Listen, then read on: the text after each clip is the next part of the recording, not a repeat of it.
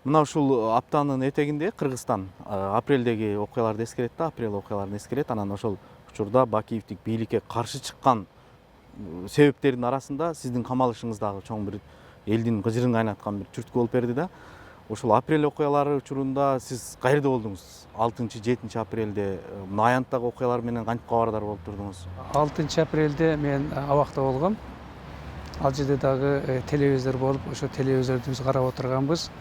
Абактагы жанагы отурганды баардыгы кандай кылмышкерди мындай ар кандайга бөлбөйлүк, алардын баардыгы кызыктар болуп, кайтып мага келишип, байке мынабы акмакты качан жоготосуңар, тез элеби аягына чейин чыга аласыңарбы деп кайтып мени ошол жерде да кубаттап бирге көрүп отурдук да.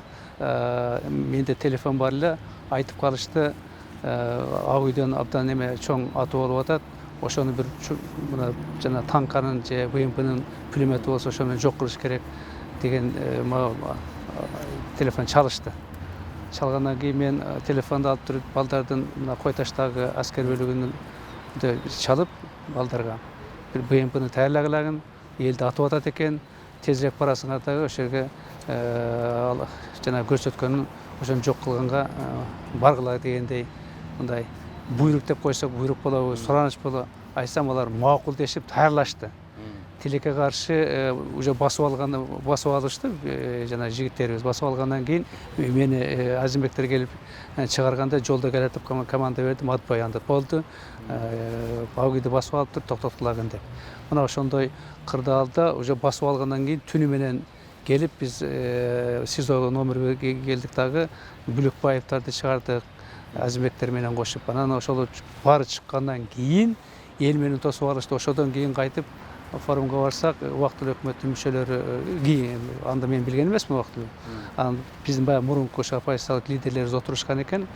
Сүйлөшкөндөн кийин сураштык, эми силер ким болосуңар азыр деп мен сурасам, биз убактылуу өкмөт дегенди түздүк. Сиз мына бүт күч устуктарасын коргоо министрин чек ара маселесин карай турган жетекчи болосуз деп турган. Ошодон келип түнү менен саат 3-4 жакын мына ак үйдүн алдында аянтка келдик да, келсек эл деген көп, баягы талкаланган машинанын үстүнө мени көтөрүп чыгышты. Ошол жерден жалындуу сөздөрдү сүйлөп бүткөндөн кийин кайтып эле толпа менен баары менен чогулушуп сизди отургузабыз деп коргоо министрине алып барышты, ошондо отургузуп коюшту да. Кандай эмоция болду сиздечи? Бакиевдер кетет, ушул бийлик кетет деп ынандыңызбы ошол жерде отуруп? 17 мартта өтпөдүбү чоң курултай. Мына ошондо эле биз көзүбүз жеткен. Эл баары кетирет. Бакиевдин заманы бүттү, себеп дегенде анын акыркы кадамдары өзү ошого апарып койгон да.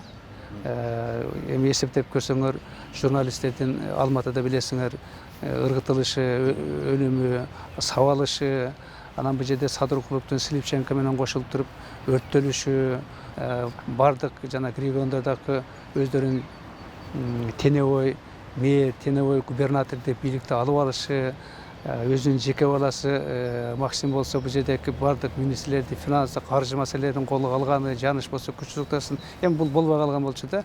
Анан ошонун негизинде биз ойлогонбуз, эртедир кечтир мындай бийлик тура албайт, себебен эл ага моюн бербейт деп. Анан электр энергияны көбөйтөбүз деп, эми Сарыны түзүп, мыйзамсыз конституцияны өзгөртүп, ушунун баардыгы бирип келгенде бул өзү болбой калганда, акыркысы жанагы ак үйдөгү атуу бул өзүнүн точкасын ошону көргөндө эле болду, бул экинчи мындай бийлик отура албайт деген ой болгондагы өзү чыгабыз деген мындай менде бир сүйүнүч эле болгон эмес, кубаныч эле болгон эмес. Баары бир барабыз дагы мындай жакшы турмушту орнотконго жетишебиз деген гана ой болгон да. Кимдер барды ошондо сиз менен чыгарып алган? Азимбек барды, ал менин мурун адвокатым болуп да жүргөн. Анан ал нарындан түнү менен келбеди, ал нарында болгон да, элди көтөрүп ошо келгенден кийин мага барды Азимбек. Анын кошосунда да 1-2 кишилер барды, эми аларды мен айтпай эле коеюн. Бирок негизгиси Азимбек болду да. Азимбек барып ал жерден чыгып, анан биз келип эле жемеге ГСИНдин жетекчисине келип документтерди мен айтмай чыкпайм. Азыр чыксам бул качып кетти деп эртең сөз болуп чыктым ал. Ошон үчүн жок дегенде анда документтерди оформить керек деп анан биз ГСИНдин кабинетине келип ал жерден жана буйруктарды чыгарттырып, ошонун негизинде анан жанагы СИЗОлорго бардык да. Башка эч ким чыккан жокпу, жанагы ошол СИЗОдо жаткан саясатчы эмес жөн кишилерден эч ким чыккан жок? Жок, эч ким чыккан жок. Себеп дегенде мындай да, кандай кырдаал болсун мыйзам болуш керек да. Ошонун негизинде мен гана алып как саясий туткун катары мени алып чыгып кетишти.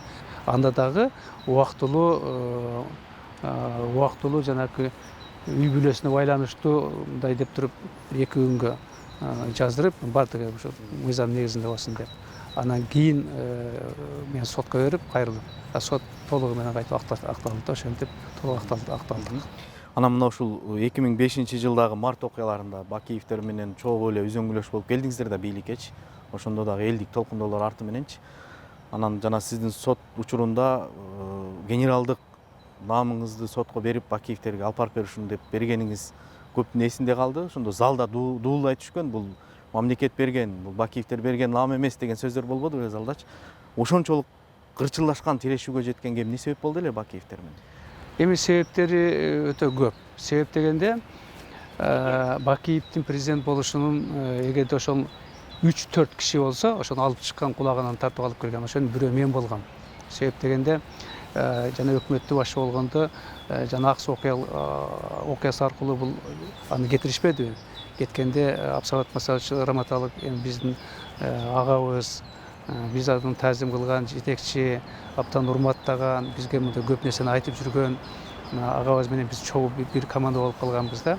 Анан ал айтып калды, бул бала ушундай болуп калды, бир эми айтып коюш керек деген, мен атайын телефон чалып, ал убакта депутат болсом дагы экөөбүз көп мамилебиз жок болчу. Бир гана маселе менен киргем, ага жанакы Алайда Сармогол деген жер бар. Ал Тажикстанга берилген эле да. Анан кийин ошону давай уже өзүбүз болдук. Сен токтомду чыгарган дагы бул биздин жер. Бул эч качан алардыкі болуш керек эмес деп барсам, ооба деп убадасын берип алып, жасабай койгон да. Бирок анан кийин келген Танаев аны аткарган. Ошонун негизинде үйүнө барып, анда жана баласы Максим, аялдары чай куюп, ошондо отуруп сүйлөшкөндө Курманбек Салиевич болору болду. Эми да Кудай буйрса, мына сиз губернатор болдуңуз, премьер-министр болдуңуз, министр болдуңуз. Кудай буйрса да келечекте биз жардам беребиз, бирге чогуу болойлук деген жакшы ниет менен атсам, абдан сонун болуп жүргөнбүз да. Ошонун негизинде кийин аны кошуп, хотя башында Абсамат Масалевич ага каршы болгон, бул болбойт, коркок деп. Анан кийин Үсөн ака менен дос болуп айтып калышты. Эмнегедир ошол жыйында мен болбой калдым, бирок дайыма Абсамат Масалевич ошондой жыйынга мени катыштырып жүрчү, генерал дагы келсин деп. Бирок эми ошондой деп айтышып, уруксат берди дегенден кийин агабыздын сөзүн мындай пекке кетирбей, аны менен макул болуп, анан кийин жанагы анын 40-ында эмеде Баткенде биз Куран окутуп атканда элден аксакалдардан ошо Үсөн ака бата алып бергенде, мына ошо батадан кийин мен аны колдоп, аягына чейин бирге туруп, көпчүлүгү каршы болгонуна карабай, жок болот, мен анда ойлогом бир гана эми премьер-министр болду, губернатор болду, мамлекеттик деңгээлде бардыгынын көзү жетет, тажрыйбасы бар, мамлекетти бир жакшы өзү дагы сөзүндө Исмаил Сакыч, мен да Искак Разаковдой иштеп берем, уят кылбайм, таза иштеп, Кудай кааласа Кыргызстандын кубаттуулугун, экономикасын көтөрөбүз, элдин турмушун жакшыртабыз деген ушундай сонун сөздөрдү айткан да. Ошондо макул болуп, анан тилекке каршы президент болгондон кийин жанакы окуяларды көзү менен көрүп, эң акыркысы бир күнү 25 майда 2008-жылы мени чакырып калды кабинетине. Эми мен бардым атайын. Себеби дегенде 29-ында куралдык күчтөрдүн күнү болчу. Ошого министр катары даярданып, эми башкы кол башчы президентти чакырып коеюн деп атайын барсам, аны экөөбүз кабинетте чай ичкен сүйлөшүп отуруп, ушундай келиңиз жакшы болуп, мейли барайын деп анан ойлонуп туруп айтып калды. Исмаил, бир сөз бар. Эмне сөз? Бул жердин баары мени сатып кетти, сөгүнүп сатып кетти. Мага келип, бир гана сен калдың сатпаган. Жаныма келгенде ушу секретарь Совет Безопасности кызматына алган, коргоо министринин жана башкаларын өзүң тейлеп, өзүң каалаганды жана реформанын аягына чейин барасың дегенде мен жаман ойлобой, жакшы ойлопмун да. Ойлоп, конечно, албетте жардам берем, Курманбек Салиевич. Десем эле болду, түштөн кийин көрсөтөм деп калдым. Башка кадырда кимди? Барганда айттым. Мен өткөрүп алайын мына, жок дегенде 3 күн калды. Кичине туура болбой калат. Жок. Мага тез керек. Себеби дегенде бул жер ушундай болуп атат. Inde анан бардык түштөн көрсө жанакы калы ипти көрсөтүп калды. Атаң көр деп ошондо бир кичине эметип калдым. Секретарь болгондон кийин мен көп жерлерди кыдырдым. Диний тармакты текшерип жатты. Мына тестти азыркы чатак чыгып аткан тестке барып, себеп дегенде энергетика тармагы токтогул кезде суу кетип атканын бүт өзүм барып изилдеп көрөйүн деп анан изилдеп КЭСке чейин бардык.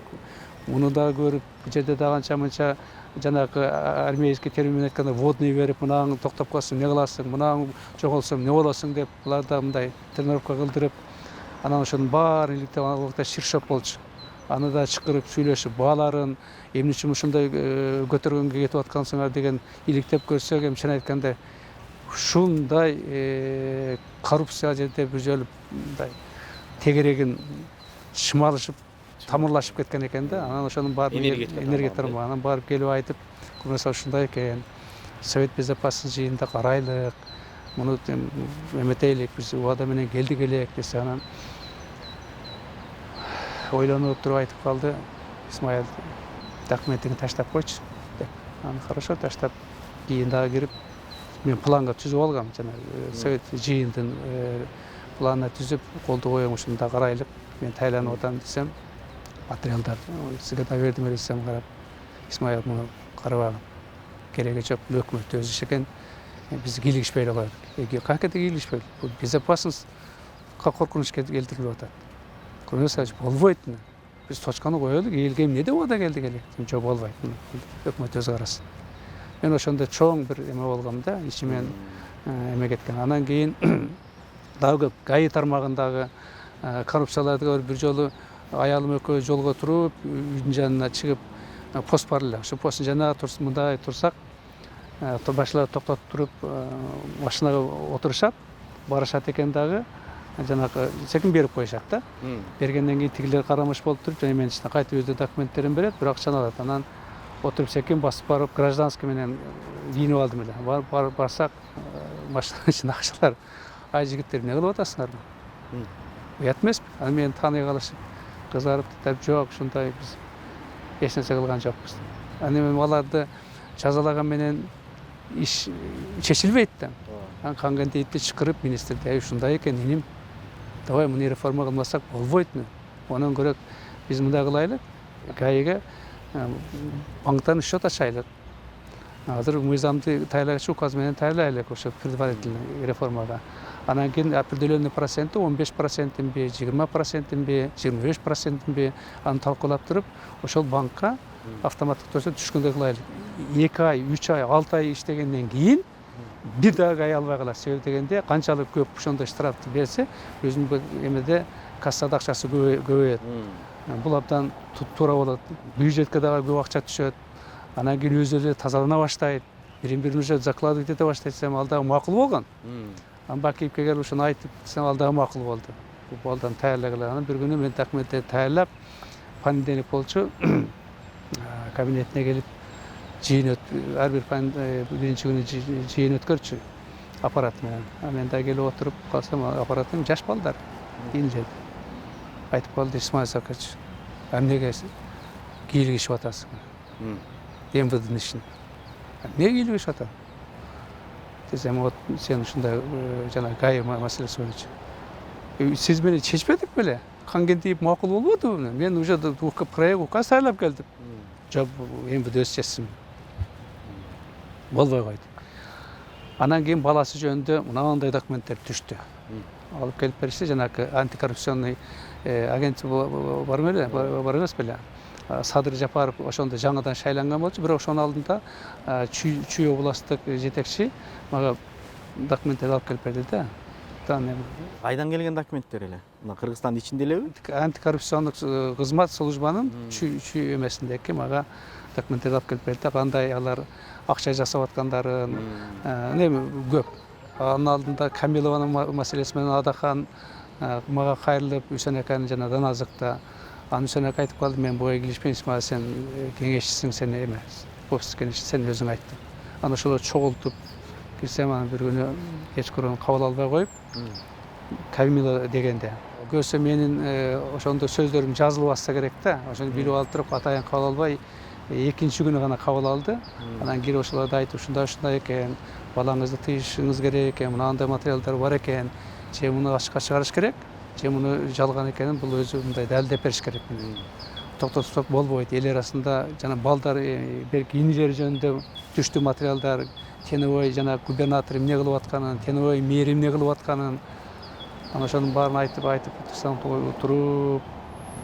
отуруп анан бир убакта туруп айтты: Исмаил, сен балаңа ишенесиңби деп. Мен айттым: ишенем. Десем, мен да балам ишенем. Ал абдан жакшы балам. Мунун баары жалган дегенде мага кандайдыр бир эме үстүртөн бир сигнал түштү да, ушул секундтан тартып бул жерде болбогун дегендей.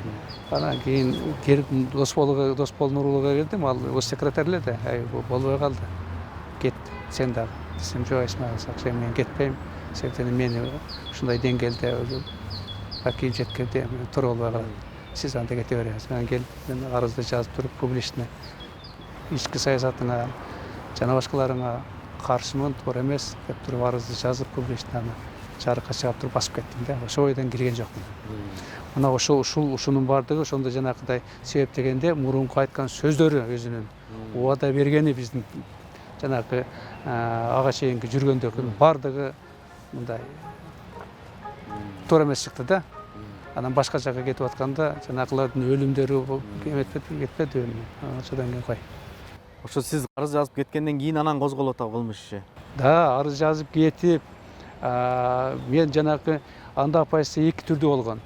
Бири жанакы радикальный деп аташкан, экинчиси бул жанакы башкаруу системасы жана бизнести мындай таза башкарууга барабыз дешип, Сариев, Текебаев, Каптагаев мына ошолор өзүнчө болгон.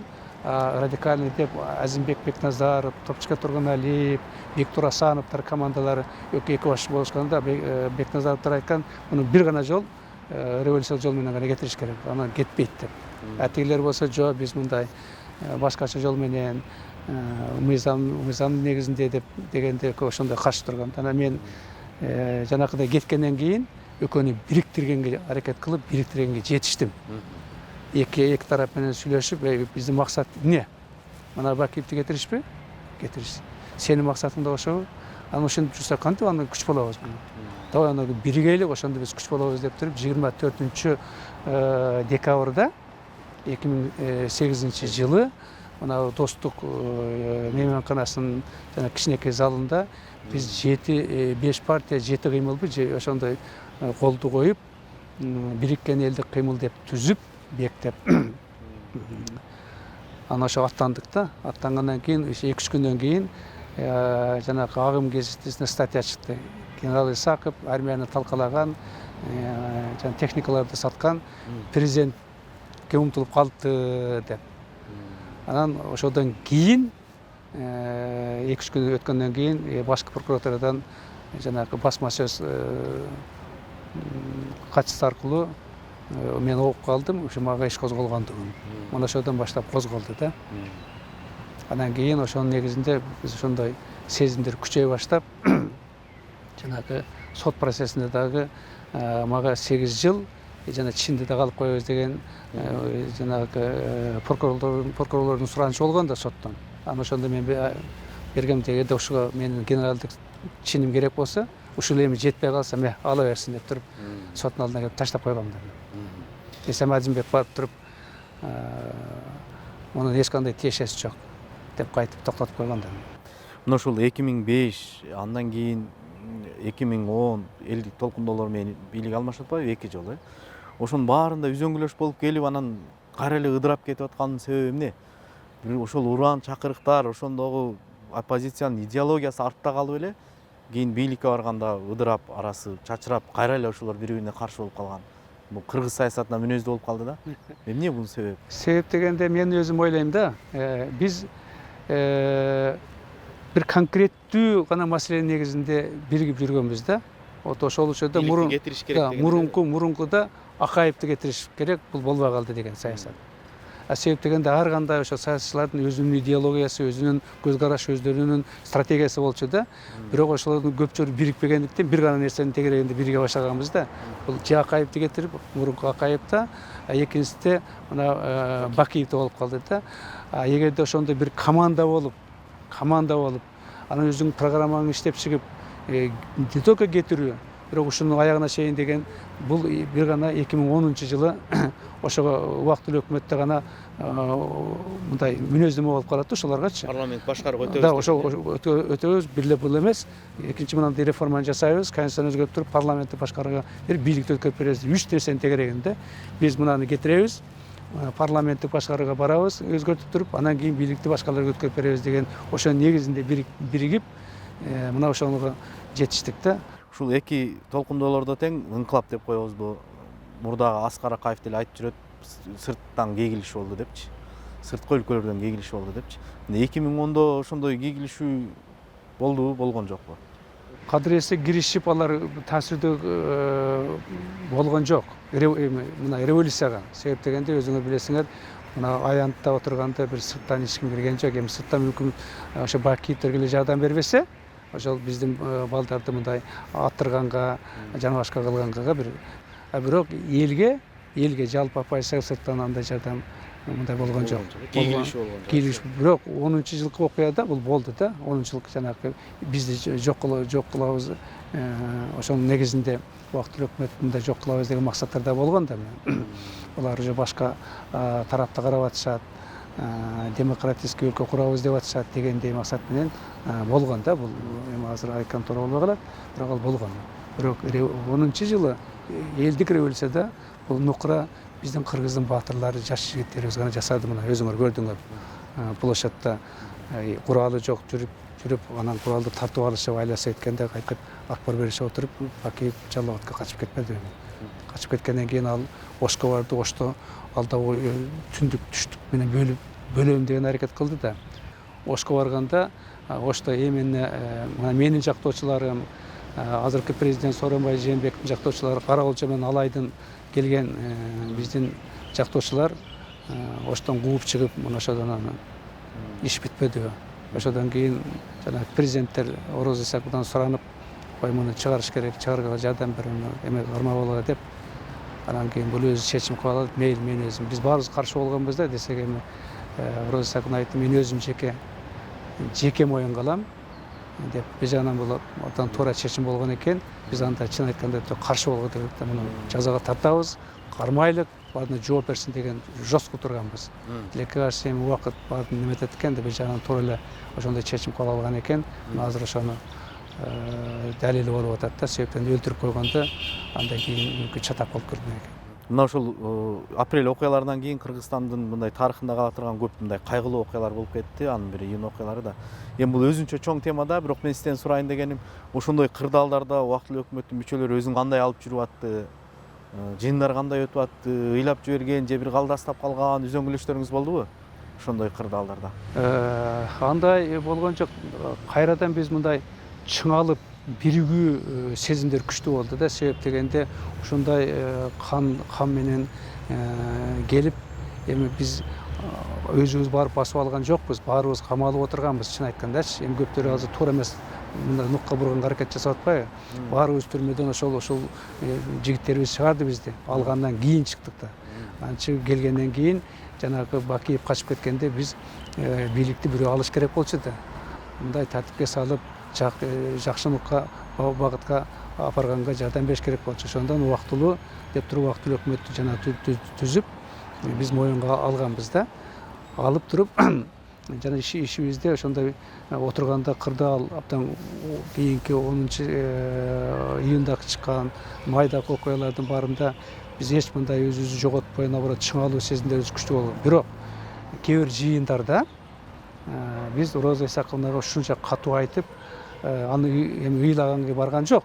Бирок көздөн анча-мынча жаш чыкканга ошондой деңгээлге жеткире бирибизге мындай сөздү сүйлөп катуу ошол деңгээлге барганбыз. Бирок ал кайтып бизди мындай ажыратпай, кайтып бириккенге түрткөндө кайтып ооруубуз ооруп коюп катуураак айтып койдук элек эми дегендей отуруп чай ичип кайтып максатты алдап коюп анан кеткенбизде мына ошондой фактылар болгон. Бирок мындай коркуу сезим, эмне болуп калат деген сезим болгон эмес. Мына ошонун негизинде кандай гана аракет жасабашты башкалар бизди жоготобуз деп.